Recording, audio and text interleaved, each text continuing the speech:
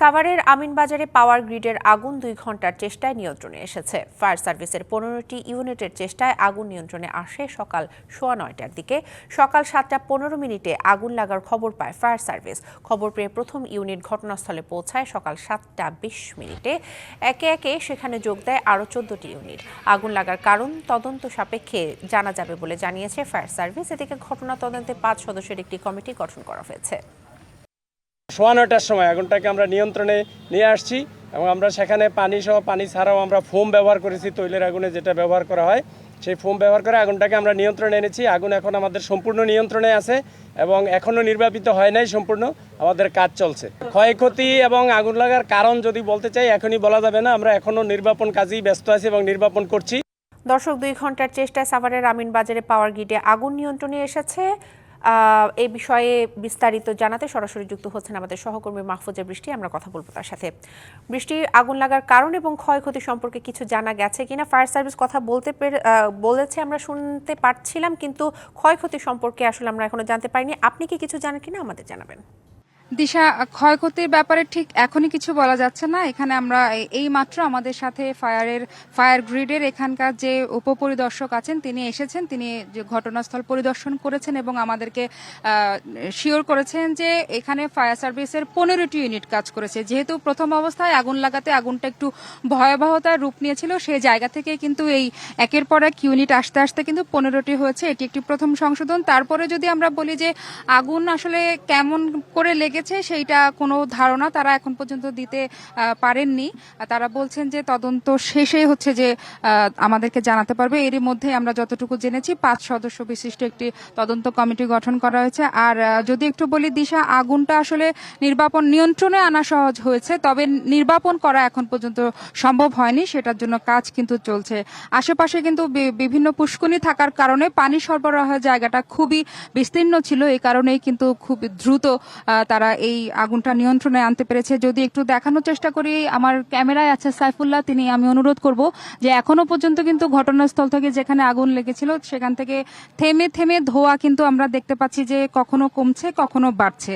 ঠিক আসলে ওই জায়গাটা কি চলছে, কতটুকু কি বিস্তারিত, আমরা সেটা তদন্ত শেষে জানতে পারবো। যদিও তেলের একটা ট্রান্সফরমারে আগুন লেগেছে, এই কারণে তেলের যে আগুনের কারণে আগুনটা বেশি বেড়ে গিয়েছিল, সেটা নির্বাপন করতেও কিন্তু কিছু ক্রিটিক্যাল যে বিষয় পদ্ধতি রয়েছে, ফোম ব্যবহার করা, আরো কিছু কিছু বিষয় তারা কিন্তু সেটা মাথায় রেখে নিরাপত্তার সাথে কিন্তু সেটা নির্বাপন করার জন্য তারা চেষ্টা করছে যথাসম্ভব। আর এরই মধ্যে কিন্তু এখন আমরা দেখতে পাচ্ছি যে কাজ চলছে। জায়গাটা সংকীর্ণ ছিল না, বিস্তৃত, এই কারণে তাদের ফায়ার সার্ভিসের কাজ করতে খুবই সহজ হচ্ছে, বেগ পেতে হচ্ছে না। দিশা, এই ছিল আমিনবাজার থেকে আমার কাছে। বৃষ্টি, ধন্যবাদ আপনাকে। বকেয়া বেতনের দাবিতে গাজীপুরের টঙ্গীর হোসেন মার্কেট এলাকায় ঢাকা ময়মনসিংহ সড়ক এবং শ্রমিক মারধরের প্রতিবাদে মৌচাকে ঢাকা টাঙ্গাইল মহাসড়ক অবরোধ করে বিক্ষোভ করেছেন শ্রমিকরা। ফেব্রুয়ারি মাসের বেতন, ওভারটাইম এবং ঈদ বোনাসের দাবিতে সকালে টঙ্গীর হোসেন মার্কেট এলাকায় মহাসড়ক অবরোধ করেন বিএসআইএস কারখানার শ্রমিকরা। এতে মহাসড়কে দীর্ঘ যানজটে তৈরি হওয়ায় দুর্ভোগে পড়েছেন যাত্রীরা। এদিকে শ্রমিক মারধরের ঘটনার প্রতিবাদে গাজীপুরের মৌচাকে একটি কারখানার শ্রমিকরা ঢাকা টাঙ্গাইল মহাসড়ক অবরোধ করেছেন। এতে ওই সড়কের উভয় পাশে তীব্র যানজটের সৃষ্টি হয়েছে। বকেয়া বেতনের দাবিতে গাজীপুরে ঢাকা ময়মনসিংহ মহাসড়ক অবরোধ করে বিক্ষোভ করছেন শ্রমিকরা। সেখানে আছেন আমাদের সহকর্মী মাহমুদা শিকদার। আমরা চলে যাচ্ছি সেখানে। মাহমুদা, অবরোধে মহাসড়কের পরিস্থিতি কি দেখছেন আমাদের জানাবেন, এবং শ্রমিকদের দাবি দেওয়া নিয়ে কারখানা কর্তৃপক্ষের কারোর সাথে কোনো কথা হয়েছে কিনা বিস্তারিত জানাবেন আমাদের। দিশা, গাজীপুরের উপর দিয়ে যাওয়া দুটি মহাসড়ক, ঢাকা টাঙ্গাইল এবং ঢাকা ময়মনসিংহ মহাসড়ক, যে মহাসড়ক দুটি খুবই গুরুত্বপূর্ণ এবং এই মহাসড়ক দুটি কিন্তু সকাল থেকে অবরোধ করে রেখেছে পোশাক শ্রমিকরা। গাজীপুরের ঢাকা ময়মনসিংহ মহাসড়কের হোসেন মার্কেট এলাকার টঙ্গীতে কিন্তু তারা অবরোধ করে রেখেছে বকেয়া বেতনের দাবিতে। ফেব্রুয়ারি মাসের যে বকেয়া বেতন, সেই বকেয়া বেতনের দাবিতে। এর পাশাপাশি ঢাকা টাঙ্গাইল মহাসড়কে পোশাক শ্রমিকরা এখানে কেমিও ইউএসএ নিটওয়ার নামের একটি কারখানার শ্রমিকরা অবরোধ করে রেখেছে এবং তাদের দাবি, এখানে গতকালকে বেতন দেওয়ার কথা ছিল এবং আজকে মালিক পক্ষের যারা আছে তারা পোশাক শ্রমিকদেরকে বেতন দেওয়ার কথা বলে ডেকে নিয়ে আসে এবং নিয়ে আসার পরে শ্রমিকদেরকে মারধর করা হয়, যার ভিতর থেকে 2 জন শ্রমিক এখনো পর্যন্ত নিখোঁজ রয়েছে এবং 2 জন শ্রমিককে আহত অবস্থায় শহীদ তাজউদ্দিন হাসপাতাল মেডিকেলে পাঠানো হয়েছে। এখানে একজন নারী শ্রমিক যাকে আঘাত করা হয়েছে, আমরা একটু তার কাছ থেকে জানতে চাইবো আসলে আপনারা কেন এবং আজকে এই মহাসড়ক অবরোধ করে রেখেছেন কেন? হ্যালো, আসসালামু আলাইকুম। আমরা কেমিও গ্রুপে চাকরি করি, আমাদের ওখানে বেতন প্রতি মাসে বেতন নিয়ে ঝামেলা হয়। গত মাসে আমাদের পুলিশ আসছিল, প্রশাসনেরা আসে বলে গেছে যে তোমরা কাজ করতে থাকো, আগামী মাস থেকে কোনো ঝামেলা হবে না, মালিক পক্ষ সুন্দরভাবে বেতন দিয়ে দেবে।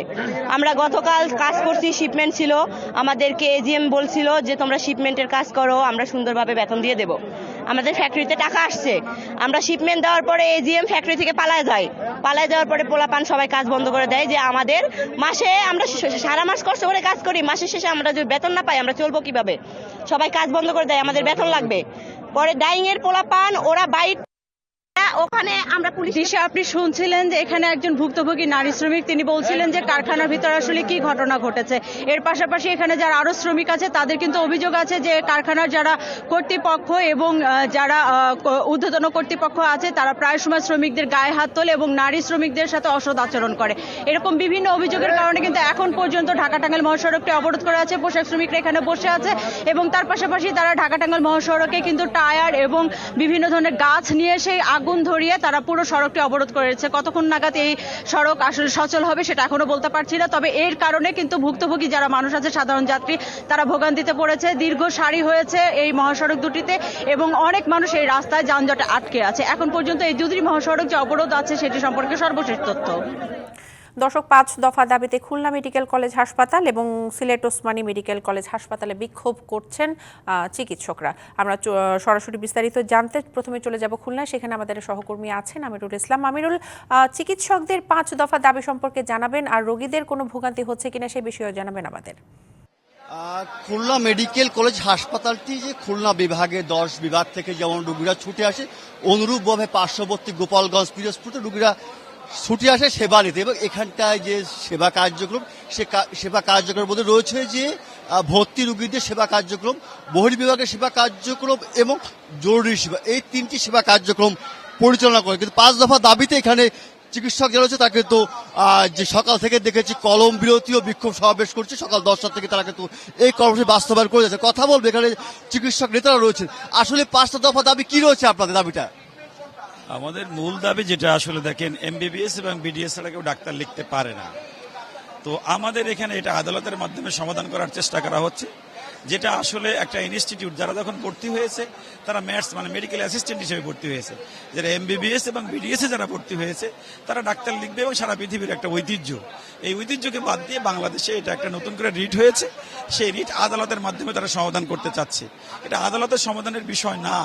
আদালত কি আপনি একটা ক্লাস 10 পার্ট মানুষকে এমবিবিএস দেখার অনুমতি দিবেন? এটা দেওয়ার সুযোগ নেই। অন্য দাবিগুলো মনে করেন চিকিৎসকদের যে জায়গাগুলোকে প্রমোশন এবং পোস্টিং, বিশেষ করে নতুন করে নিয়োগ দান, বিশেষ করে প্রতি বছর ডাক্তার বের হচ্ছে, এদেরকে আমরা নিয়োগ না দিয়ে আমরা দেখতেছি যে অন্যদেরকে নিয়োগ দেওয়ার চেষ্টা করা হচ্ছে। স্বাস্থ্য ব্যবস্থাপনার প্রতি মনে করেন যে এখনো পর্যন্ত বেসরকারিভাবে ডাক্তাররা কিন্তু সেই পরিমাণ নিয়োগ পাচ্ছে না, কিন্তু আরও বেশি পরিমাণ আমাদের স্বাস্থ্য ব্যবস্থা, টোটাল জনসংখ্যা 18 কোটি, কিন্তু এখানে প্রতি বছর আমাদের দাবি হলো 5 থেকে 10 হাজার ডাক্তার যদি আমাদের নিয়োগ দেয় তাহলে দেখা যায় যে এই স্বাস্থ্য ব্যবস্থাপনার আমরা স্বাস্থ্য ব্যবস্থাপনা আরো অনেক ভালো হয়। প্রতি বছর আপনাকে রোগীদের যে ভোগান্তির বিষয় রয়েছে বিভাগে, এই বিষয়টা কিভাবে নিচ্ছেন আপনারা?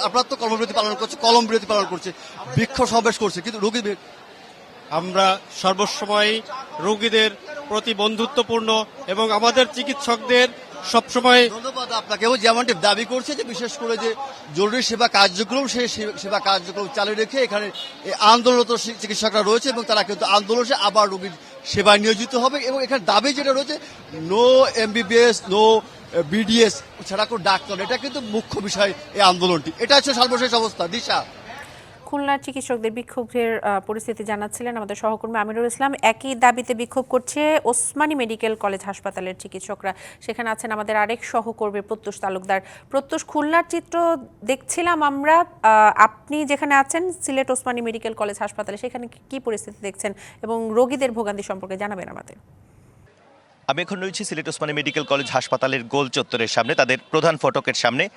আপনি নিশ্চয়ই দেখতে পাচ্ছেন আমার পেছনে আন্দোলনকারী যারা চিকিৎসক রয়েছে তারা কিন্তু এখানে জড়ো হয়েছেন এবং তারা স্লোগান দিচ্ছেন। মূলত এমবিবিএস ডিগ্রি ছাড়া ডাক্তার পদবি ব্যবহার বন্ধ সহ 5 দফার দাবিতে তারা কিন্তু বেশ কিছুদিন ধরে তাদের এই কার্যক্রম চালিয়ে যাচ্ছেন এবং এই কার্যক্রমের পক্ষে কিন্তু তারা আসলে নানা ধরনের, আমরা দেখেছি বিশেষ করে গতকালও আউটডোরে তারা কিন্তু তালা দিয়েছেন। তো আজকে যে কর্মসূচি আমরা জানতে পেরেছি তারা কিন্তু সিলেটের এই ওসমানী মেডিকেল কলেজ হাসপাতালের সব ধরনের কার্যক্রম তারা বন্ধ রাখছেন, জরুরি সেবা ছাড়া তারা আউটডোর বন্ধ রাখছেন এবং তাদের সাথে ইতিমধ্যে একাত্মতা ঘোষণা করেছেন চিকিৎসক যারা, ইন্টার্নদের সাথে চিকিৎসকরাও কিন্তু একাত্মতা ঘোষণা করেছেন। এবং আমরা জেনেছি সিলেটের বিভিন্ন বেসরকারি মেডিকেল কলেজ হাসপাতাল যেগুলো রয়েছে সেগুলোতেও কিন্তু একই কার্যক্রম পালিত হচ্ছে এবং তারা আন্দোলন করছেন এবং তাদেরও আসলে সর্বাত্মক শাটডাউন চলছে। তো একটু কথা বলবো আন্দোলনকারীদের সাথে, তাদের এই কার্যক্রম সম্পর্কে একটু জানার চেষ্টা করব।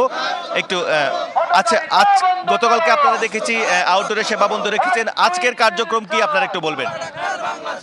আজকে গতকালকের মতো আজকেও আমাদের সকাল থেকে টিকিট কাউন্টার বন্ধ করা হয়েছে এবং আমাদের আউটডোর সেবা আজকেও বন্ধ থাকবে এবং 11টার দিক থেকে আমাদের মিড লেভেলে যে স্যাররা আছে তারা আমাদের আন্দোলনের সাথে সংহতি জানাবে এবং এখন আমরা সবাই এবং আমাদের সেই সাথে আমাদের যে সকল সিনিয়র স্যাররা আছে তারা সবাই আমাদের সাথে একত্রতা পোষণ করবে এবং তাদের প্রাইভেট চেম্বার বন্ধ রাখবে। জরুরি সেবা কি অব্যাহত আছে কিনা? হ্যাঁ, জরুরি সেবা এখন পর্যন্ত আমাদের ক্যাজুয়ালিটি অ্যাডমিশন এগুলা চালু আছে, কিন্তু বাকি সকল সেবা আমরা গতকালকে 11টা থেকে অনির্দিষ্টকালের জন্য বন্ধ রাখছি। যদি এই রায়টা আমাদের পক্ষে না আসে এই আন্দোলন আরও কঠোর হবে। অসংখ্য ধন্যবাদ। নিশ্চয়ই শুনছিলেন এখানে একজন আন্দোলনকারী বলছিলেন তারা জরুরি বিভাগের সেবা ছাড়া আসলে সব ধরনের সেবা বন্ধ রেখেছেন এবং তারা বলছেন যদি তাদের দাবি মেনে না হয়, রায় যদি তাদের পক্ষে না আসে তাহলে তারা কঠোর আন্দোলন করবেন এবং এই আন্দোলনে তাদের সিনিয়র যে সকল চিকিৎসকরা রয়েছেন সকলেই একাত্মতা ঘোষণা করেছেন। এই হচ্ছে সিলেটের পরিস্থিতিতে, পরবর্তীতে আরও আপডেট জানিয়ে দেব। নিশ্চয়ই প্রত্যুষ, আপনার মাধ্যমে আমরা পরবর্তীতে আবারও নতুন আপডেট নিয়ে দর্শকদের জানাতে পারবো। আমিরুল এবং প্রত্যুষ দুজনকেই ধন্যবাদ। প্রবাসীদের ভোটার করার বিষয়ে রাজধানীর আগারগাঁওয়ে নির্বাচন ভবনে কথা বলছেন নির্বাচন কমিশনার ব্রিগেডিয়ার জেনারেল অবসরপ্রাপ্ত আবুল ফজল মোহাম্মদ সানাউল্লাহ। আমরা সরাসরি যুক্ত হচ্ছি সেখানে। যে কমিটি 3টি পদ্ধতি সাজেস্ট করেছে, দুটো বললাম যে সময়ের মধ্যে সম্পাদনযোগ্য পোস্টাল ব্যালট, দ্বিতীয় হচ্ছে অনলাইন পদ্ধতি, আর তৃতীয়টি হচ্ছে প্রক্সি ভোট। প্রক্সি ভোট অর্থাৎ একজন প্রবাসী বাংলাদেশির পক্ষে বাংলাদেশে অবস্থানরত একজন ভোটার তার ভোটার এলাকার তার হয়ে ভোটটা দিয়ে দেওয়া। আমাদের কমিটির কাছে বিবেচ্য বিষয়াদি ছিল ভোটারের পরিচয় নিশ্চিত হওয়া, ভোটের গোপনীয়তা এবং নিরাপত্তা। আমাদের যে সিস্টেমই অ্যাডপ্ট করি না কেন এটা হতে হবে নিরাপদ এবং নির্ভরযোগ্য। একটা সাক্ষ্য থাকার ব্যবস্থা থাকতে হবে যাতে করে আইনি বিষয়গুলো ফেস করা যায়, অর্থাৎ আমরা পেপার ট্রেইলের কথা বলেছি। যে সময় পাওয়া যাবে ভোট গ্রহণের জন্য সেই সময়ের মধ্যে সম্পাদনযোগ্য একটি পদ্ধতি, এটি একটি সাশ্রয়ী পদ্ধতি হতে হবে এবং সর্বোপরি সার্বজনীন পদ্ধতি হতে হবে যাতে করে বিদেশে বসবাসরত সকল ধরনের প্রবাসী Bangladeshi irrespective of their level of education যেন এটা সহজে ভোটটা দিতে পারে।